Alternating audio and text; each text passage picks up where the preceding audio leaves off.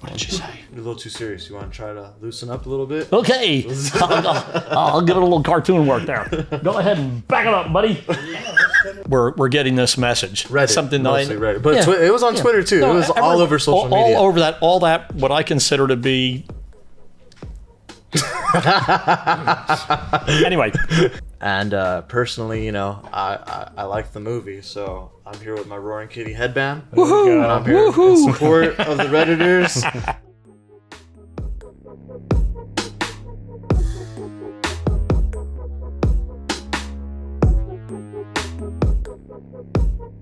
Hello and welcome to The Real Generation Gap. My name is Shane Schildmeyer. And I'm Fred Satilli. And today we have special guest, Chris Consolo. And we're reviewing the new movie, Dumb Money. A piece of history. The movie Dumb Money does something that I love. It presents something that happened, but that was virtually unknown to most people. It presents it in a way that not only teaches people what happened, but opens their eyes to a whole new area of interest. Just as the movie Sound of Freedom opened our eyes to human trafficking, Dumb Money will open the eyes of people to some of the malfeasance of Wall Street. It will also open people's eyes to the power to the people that is so lacking today. We are here with my friend Chris Consolo. He's a financial advisor, and I'll let him introduce himself. Hi, I'm Chris Consolo. I'm a comprehensive financial advisor, born and raised in Southern California. I love movies. My favorite movie is probably Rocky. I just love that underdog, come from behind story. And that's really what probably caused me to love the movie Dumb Money. So what's you guys' initial thoughts on the movie? Dumb Money, it's kind of based on a true story. What'd you think, Fred? When I heard the title Dumb Money, I didn't want to see the movie. Okay. Because why would you see something dumb, like it sounded kind of like a Dumb and Dumber kind of a thing. Okay. I was like, Do you like Dumb and Dumber? No? Okay. But that's like one of Chris's favorite movies, I think. Come on. I get that. When I found out what the term meant, dumb money, and dumb money is the money that regular people invest in the stock market with no knowledge of the manipulation that's going on, and they generally lose their money. And this is generally how Wall Street is able to bring money out for themselves and buy boats and houses in the Hamptons and things by sucking dumb money out of ignorant buyers. So that caught my interest, and then I was eager to see the movie. Okay. Had you have heard of the Redditors and all this stuff? Oh, I knew all that. Okay. Did you get involved at all, or no? Did you buy anything, or no? And the reason was because of Bethlehem Steel. I was brought up by a very high-powered accountant, and he told me how to do the analytics. And Bethlehem Steel was audited by the federal government. They were given a clean bill of health. The pension of 8,000 people was guaranteed now by the government. And the president of Bethlehem Steel bought 10,000 shares.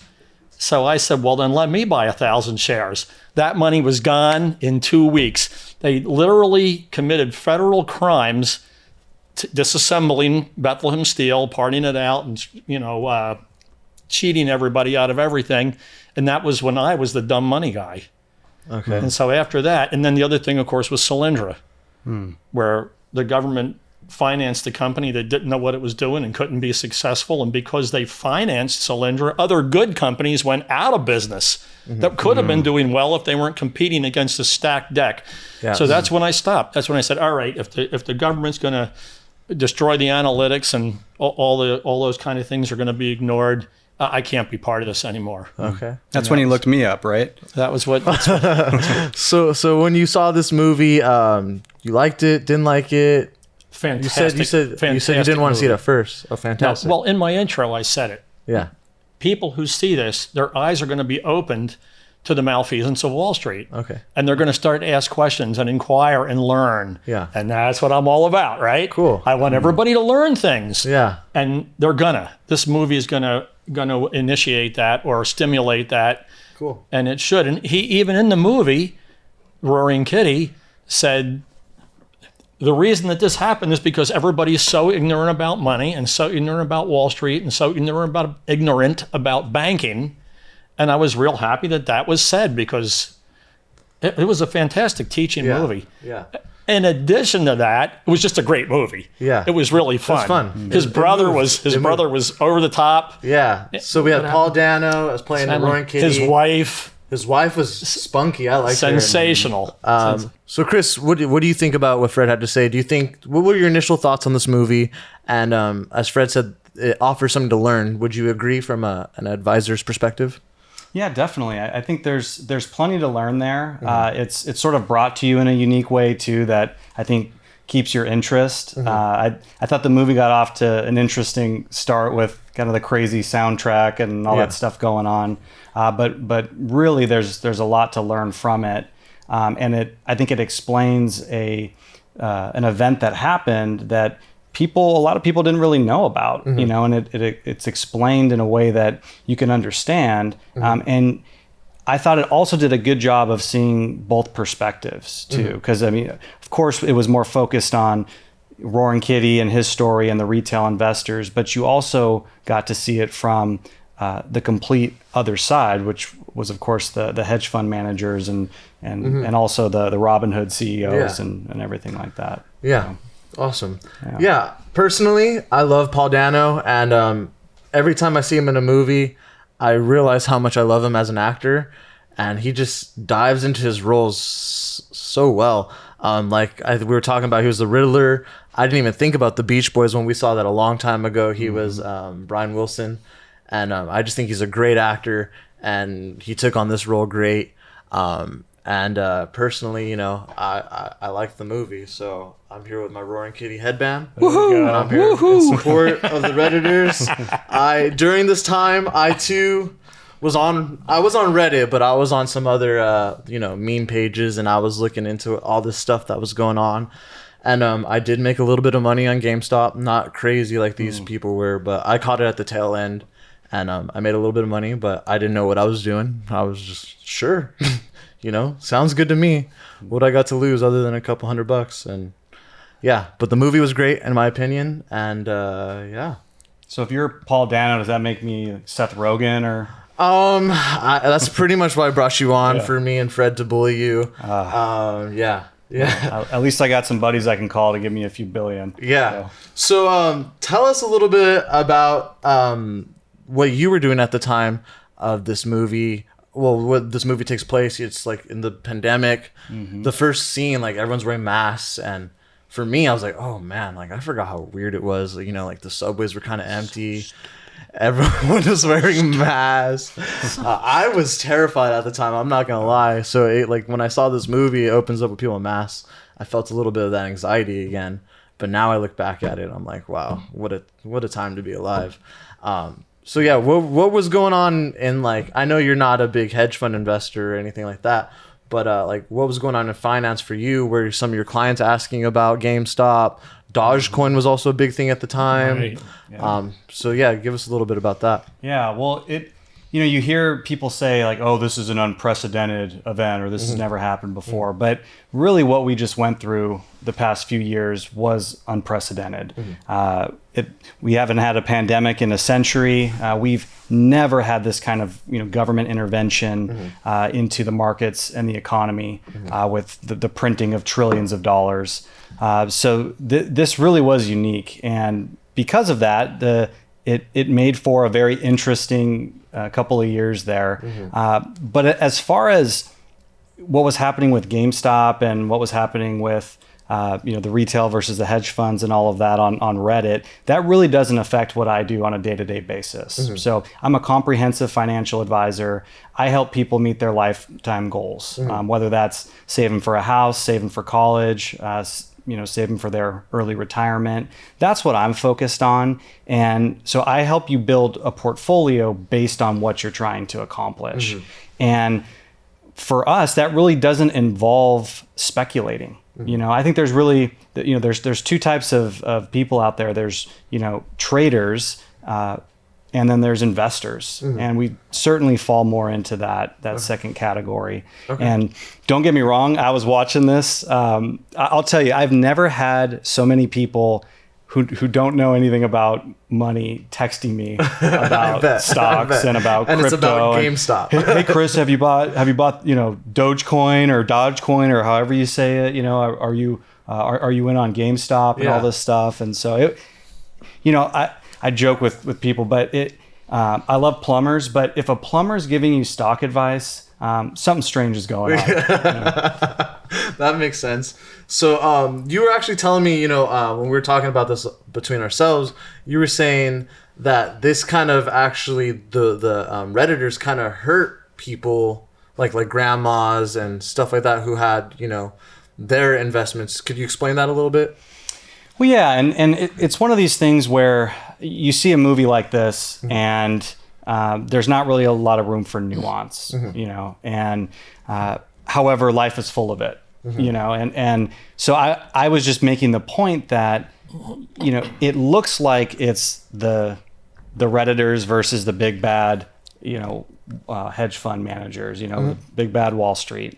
But some of these hedge funds, they're very mainstream, middle upper class people might be invested in them. Yeah. Whether they really are following it that closely or not, they might work with a financial advisor or a group who has access to these funds.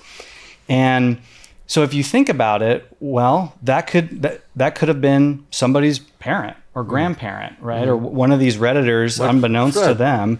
Yeah, like Fred. You don't know Fred. So poor Fred, he's got these Redditors shorting, basically shorting this hedge fund that his retirement is invested in. And so you think you're sticking it, just to Wall Street, but you could be sticking it to a lot of just regular average people. If you pull up your portfolio and you've got Melvin Capital, that fund in there, and you got all these people on Reddit shorting it, thinking they're sticking it to the big man, but they're actually hurting you or grandma.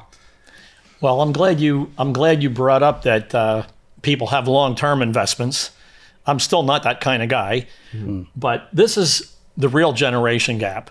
And I really enjoy this, talking with Shane about things, his perspective and mine.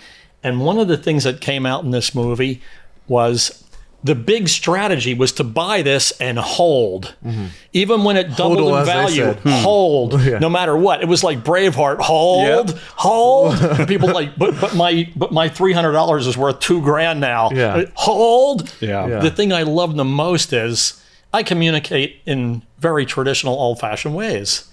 But this was like people on Twitter were getting this message. Reddit, something mostly Reddit. But it was on Twitter too. No, it was all over social media. All over that, what I consider to be... Anyway. It was Wall Street Bets, right? That's Wall Street Bets. The Reddit thread. The thing I liked the most was they spelled hold HODL, and that's such a millennial stupid thing. And it was like the hedge fund managers are like, they don't even know how to spell hold, but yet they still hold. And I just thought that was so great. That's the generation gap thing. Like that would be my reaction too. Like, look at these idiots. So you brought up the movie being called Dumb Money. Why would you want to see something with dumb in it? Chris, had you heard the phrase dumb money prior in your industry at all, or was this totally new to you? Well, interestingly enough, I really hadn't. Okay. And not equating it to just kind of the average Joe. Okay. And because really that's who I work with, just regular, everyday people, small businesses, families. And so, I consider my clients like family. So I'm, I want them to be smart money, right? And so but ironically enough, that's not a term that I've ever thrown around before. Okay, cool. Yeah, there was a bunch of terms. There was dumb money. There was diamond hands, which I guess means someone who has a high risk tolerance for high volatility stocks or assets. I don't know. Basically, to me that meant like you're about to ball out. Could I tell you another way of saying that? Sure. It's just called an aggressive investor. Okay. Yeah. Okay. You have an aggressive risk tolerance. Okay. And then there's paper hands, and then that's someone who's scared, I guess. And then hodl. See, you said that they spelled it wrong on Google. It said it stands for hold on for dear life. Hodl, yeah. See, that's the generation gap thing. Like, to me, they just spelled hold wrong because they were saying hold. Yeah. right? So who knew it was an acronym? I would never know that. And who knows if it really is an acronym? Maybe they just try to justify it later. Fred, I'm a millennial. Had no idea what any of these terms just meant, and I'm in finance. So, Right. I don't know, maybe that means I have an old soul, or I just don't spend enough time on Wall Street bets. But, Yeah. Well, And I like it that you understand risk tolerance. yeah.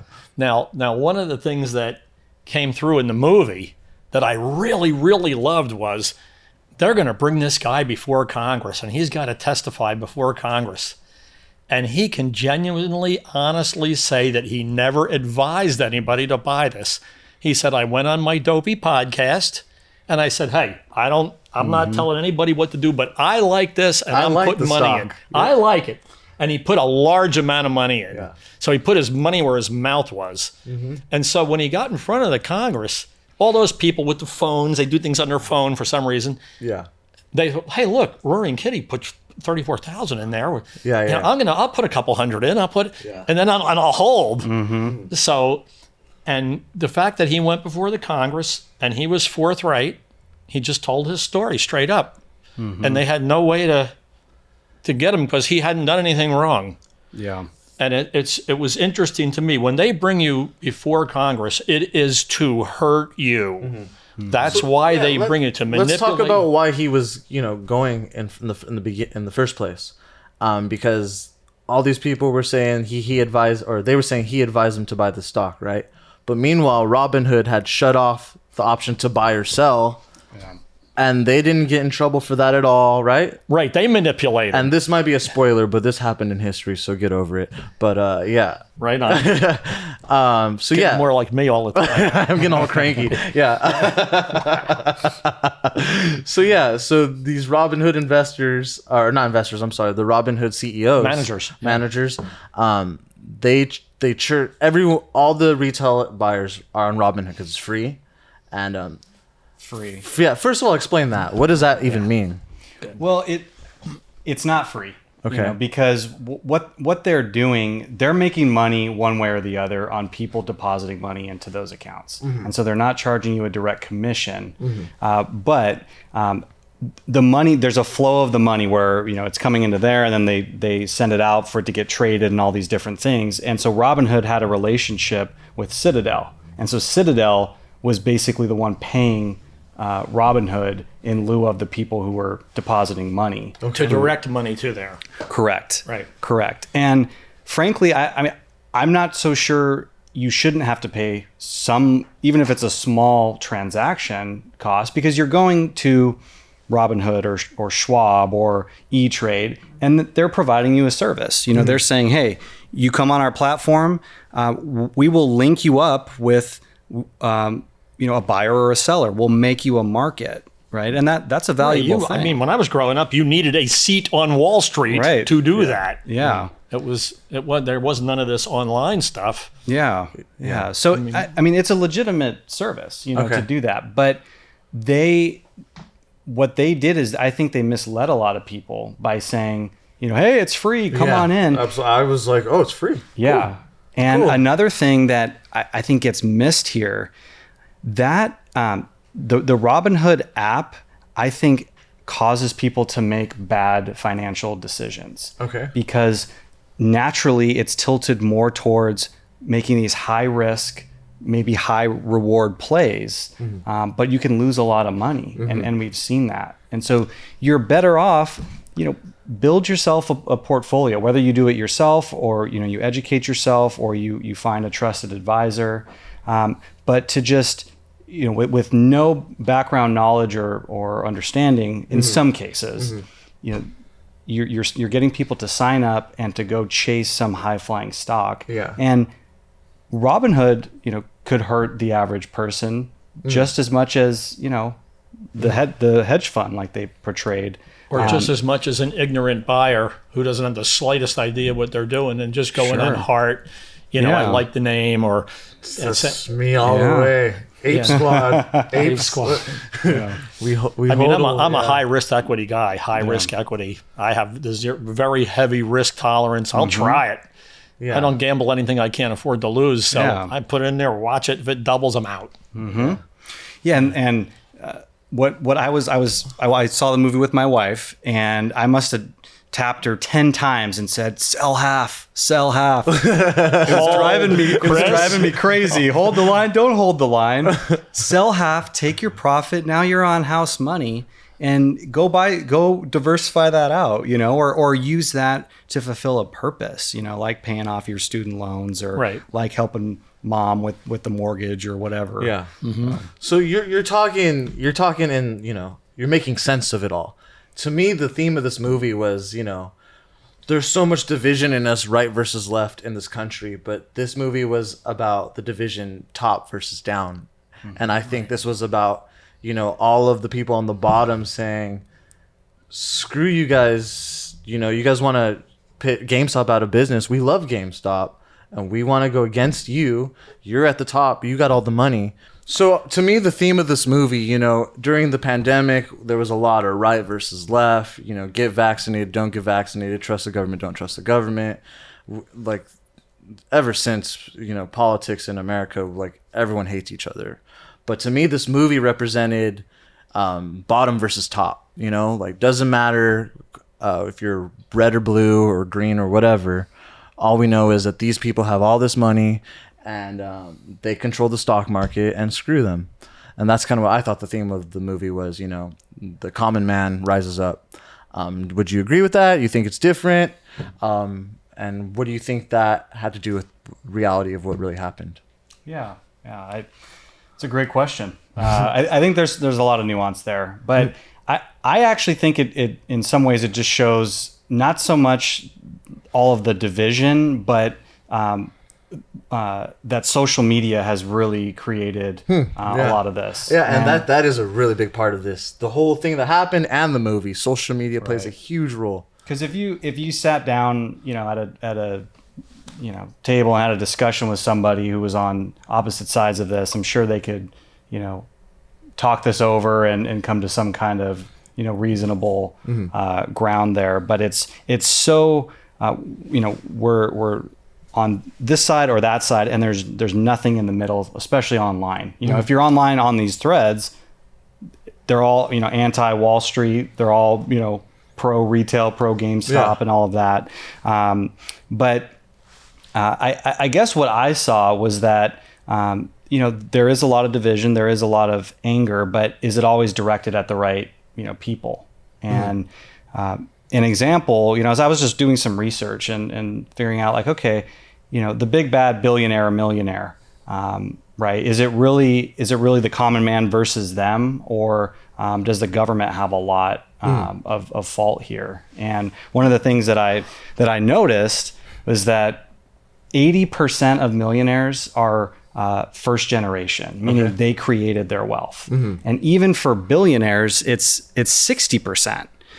So those are significant numbers there that tells me that, hey, you can still get ahead in this country. You can still start from humble beginnings and make something of yourself. And it's not, the Citadel CEO or, Seth Rogen or whoever it is putting you down. I think there's a lot of other things at play.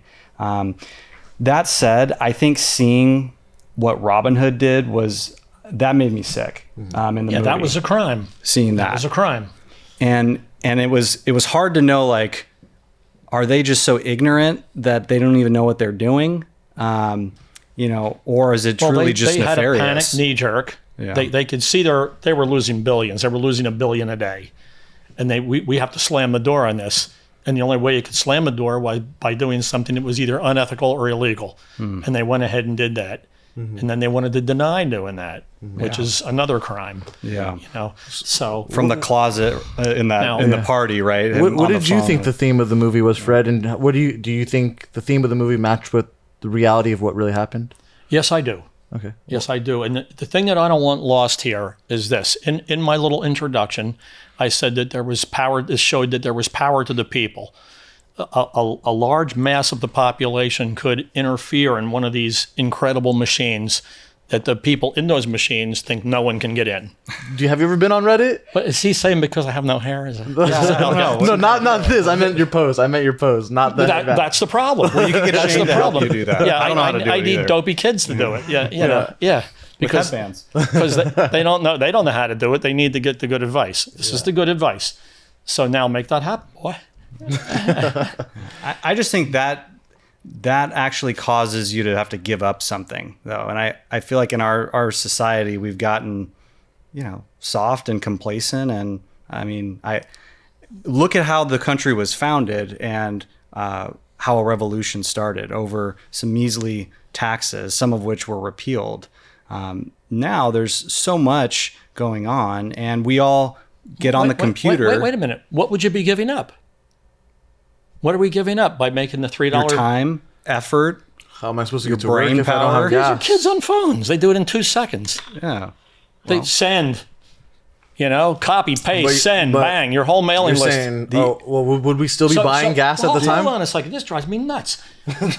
You're saying this wouldn't be a worthwhile thing to do because of the effort it would take to do this kind of communication? I didn't say that at all. I Thank said we're God. not going to do it Yeah, because everybody's complacent, everyone's comfortable, and that's true. it takes effort. That's It takes, true. I said this in the Asteroid City movie. The country is doped. The country is drugged.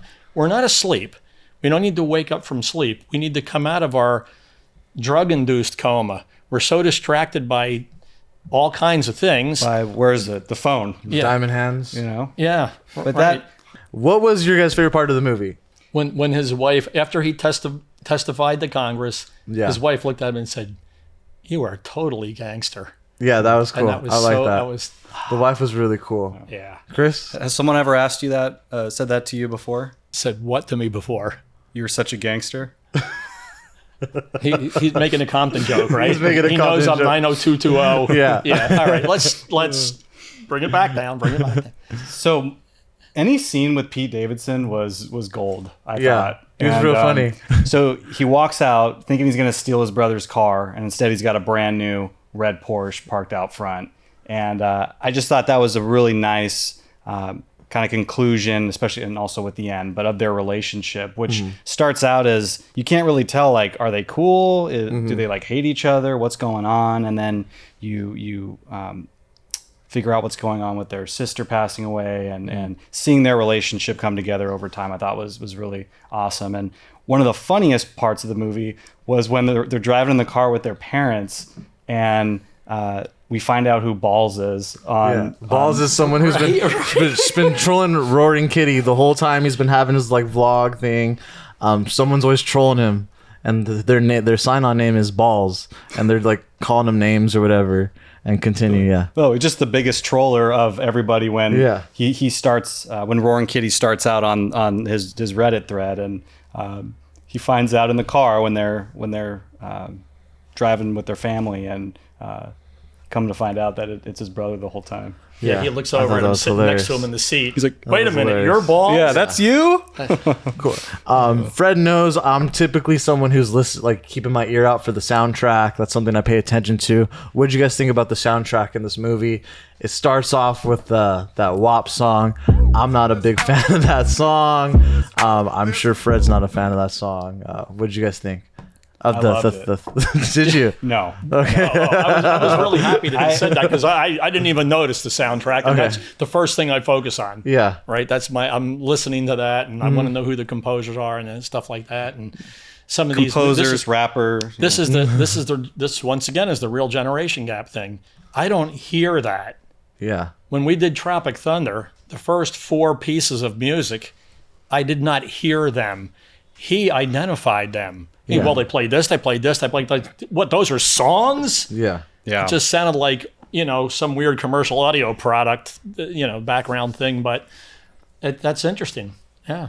Yeah. What did you think about the soundtrack, Chris? I hated it. I Yeah. mean, if I'm being honest, yeah, I thought it was just distracting. Yeah. And I think they were trying to make it like kind of cool and edgy, and it was just kind of like, well, not everybody listens to that kind of music. It's like give our generation some credit. We're a little more complex than just listening to WAP on blast driving around town.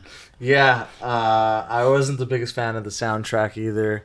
That stood out to me, and that's I think that was one of the opening songs. And when it opened the movie, and I was like, oh man, is this how the movie's gonna be, blasting this crap the whole time? But I did understand that the brother was doing DoorDash with a bicycle, and his whole thing was to steal his brother's car. Yeah, this is what the worst thing. So that was at least something that I understood.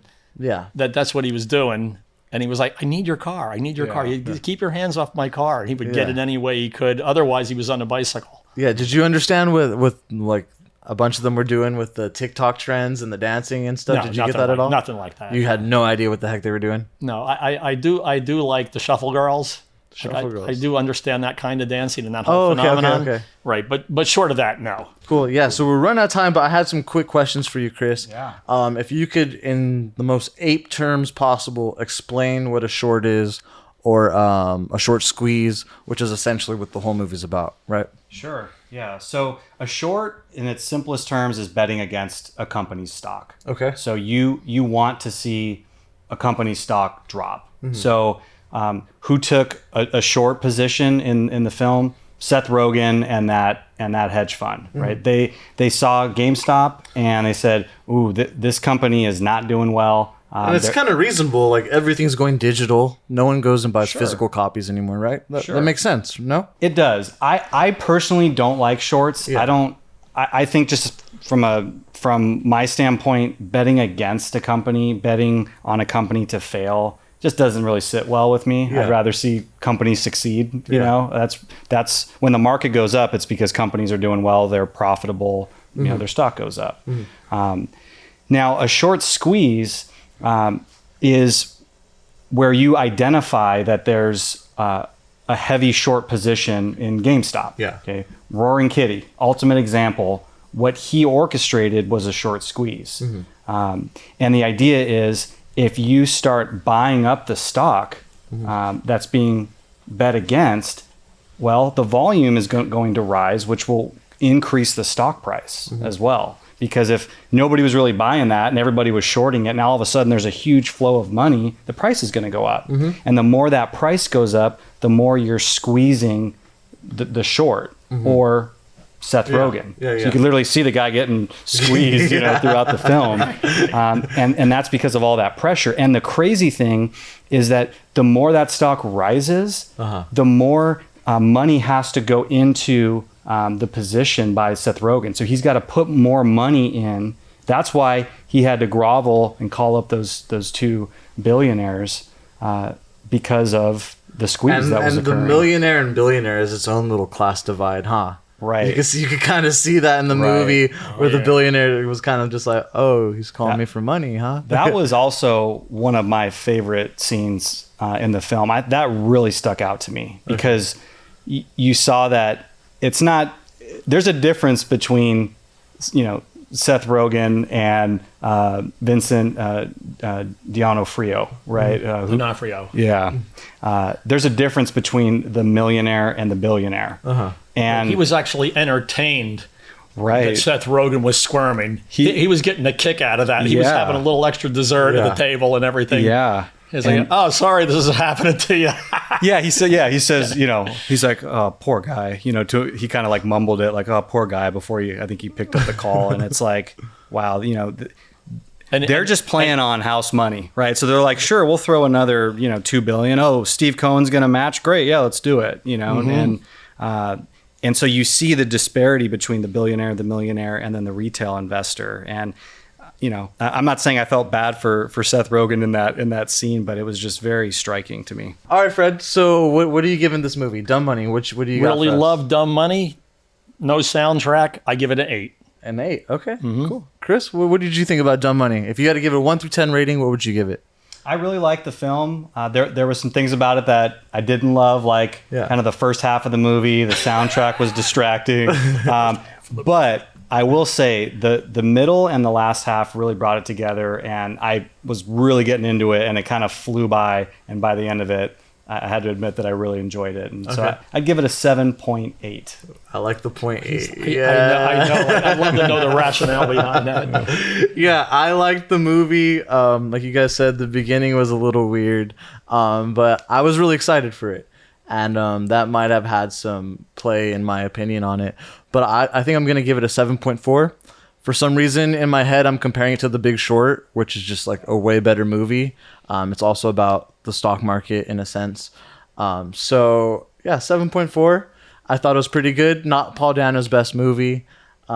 See Prisoners if you guys haven't seen Prisoners. I love that movie. But it was entertaining. It moved. It had a nice flow. And it was good. But we recommend for everybody to see this, right? Pretty much agree. Everybody should see this. Definitely see Dumb Money. It's in theaters now. Make sure to go check it out. Thanks again for watching, and we'll catch you guys in the next one. Thanks, Chris. Thank you. Thanks again for watching The Real Generation Gap. Please make sure to like, comment, subscribe. Let us know what you guys think we should review next. What did you guys think of Dumb Money? Have you seen Dumb Money? Are you going to see it? Make sure to check us out on Spotify. We're on Instagram. We're on Twitter. We're anywhere your little social fingers can find. Stay tuned for the next one. Until then, we'll see you guys later.